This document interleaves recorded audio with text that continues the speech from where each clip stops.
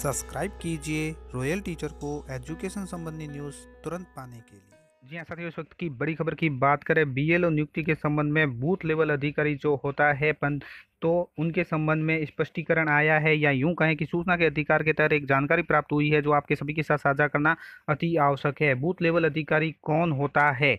BLO, जिसे शिक्षकों को नियुक्त किया जाता रहा है और किया जाता है बीएलओ के रूप में, वो वास्तव में बीएलओ कौन होते हैं? शिक्षकों को नियुक्त किया जा सकता है या नहीं किया जा सकता, और उसके अलावा कौन है जिसे बीएलओ के रूप में नियुक्त किया जा सकता है, उसके संबंध में सूचना के अधिकार के तहत एक जानकारी प्राप्त हुई है जो आप सभी के साथ साझा की जा रही है।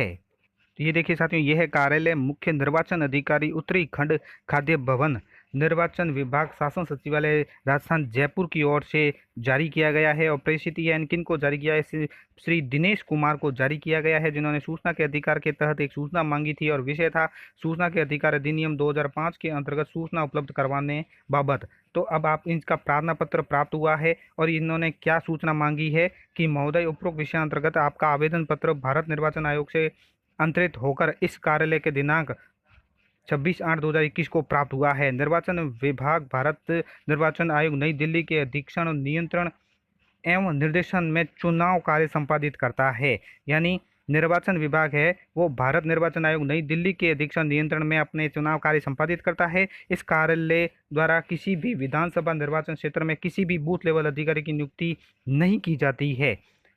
बीएलओ यानी बूथ लेवल की नियुक्ति संबंधित विधानसभा निर्वाचन क्षेत्र के लिए पदाभीत निर्वाचक रजिस्ट्रेशन पदाधिकारी द्वारा किया जाता है। आप द्वारा वांछित सूचना प्रश्नात्मक है, यानी उन्होंने वांछित सूचना क्या मांगी है वो भी बताएंगे कि तथापि सूचना के अधिकार अधिनियम की भावना को देखते हुए इस कार्यालय का जवाब निम्न प्रकार है। उन्होंने पूछा, क्या चुनाव कार्य में एसडीएम रामगंज मंडी बीएलओ द्वारा कार्य में पंचायत सहायकों को लगाया जा सकता है क्या? यानी बीएलओ के रूप में पंचायत सहायक लग सकता है।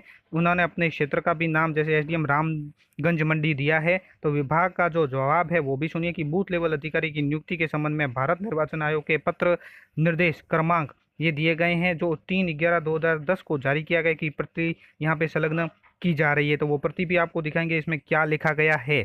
इसके अतिरिक्त आपको यह भी अवगत करवाया जाता है कि आप द्वारा वांछित सूचना से संबंधित अभिलेख के लिए आप द्वारा किसी भी कार्य दिवस, किसी भी कार्यालय समय और 2 हस्ताक्षर के समक्ष नियमानुसार प्रार्थना पत्र प्रस्तुत कर इस कार्यालय में उपलब्ध अभिलेखों का निरीक्षण कर सकते हैं।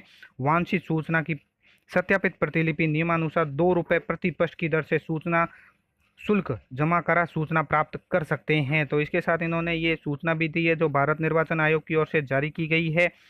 लिखा है, to chief electoral officer of all state and union appointment for BLO यानी बूथ लेवल ऑफिसर रिगार्डिंग के उसके संबंध में बूथ लेवल अधिकारी के संबंध में लिखा गया है कि किन किन की नियुक्ति बूथ लेवल अधिकारी के रूप में की जा सकती है। ये सभी राज्यों और केंद्र शासित प्रदेशों के मुख्य निर्वाचन अधिकारी को बताया गया है। यहाँ पे बात बताई गई है कि 26 अक्टूबर 2010 को हुई मुख्य निर्वाचन अधिकारियों की बैठक में बीएलओ की तैनाती के सहित अन्य मुद्दों पर विस्तार से चर्चा की गई। यह देखा गया कि आयोग के स्पष्ट निर्देशों के बावजूद कि एक बीएलओ को मतदाता सूची के केवल एक हिस्से के लिए जिम्मेदार बनाया जाना चाहिए, जबकि कई बीएलओ के पास अभी भी 2 या 2 से अधिक मतदान केंद्रों का प्रभार है। इस संबंध में आयोग ने निर्देश दिया कि बीएलओ के रूप में और अधिक कर्मचारियों को तैनात करने के लिए तत्काल प्रयास किए जाने चाहिए ताकि यह सुनिश्चित हो सके कि एक बीएलओ केवल एक हिस्से का प्रभारी बना रहे। आयोग ने आगे निर्देश दिया कि बीएलओ एक सरकारी कर्मचारी होना चाहिए जो मतदाता सूची के हिस्से में मतदाता के रूप में नामांकित हो जो उसके प्रभार में है।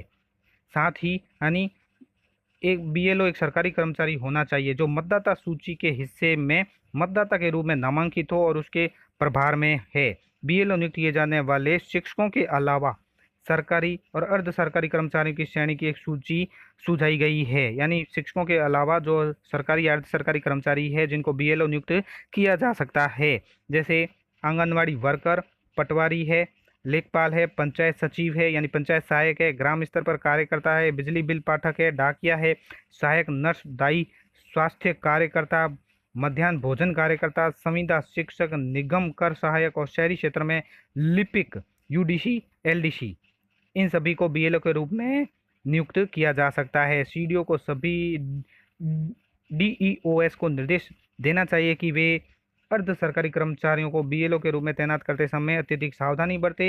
यह सुनिश्चित करने के लिए उनके कोई राजनीतिक संबंध ही नहीं है। इन कार्यकर्ताओं को क्रेडेंशियल को पूरी तरह से सत्यापित किया जाना है।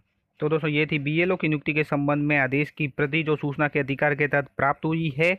उम्मीद है दोस्तों ये वीडियो आपको पसंद आई होगी। वीडियो पसंद आए तो जरूर लाइक शेयर और सब्सक्राइब कीजिए। पास में आने वाले घंटी के बटन को जरूर दबाएं एजुकेशन संबंधी न्यूज़ तुरंत पाने के लिए।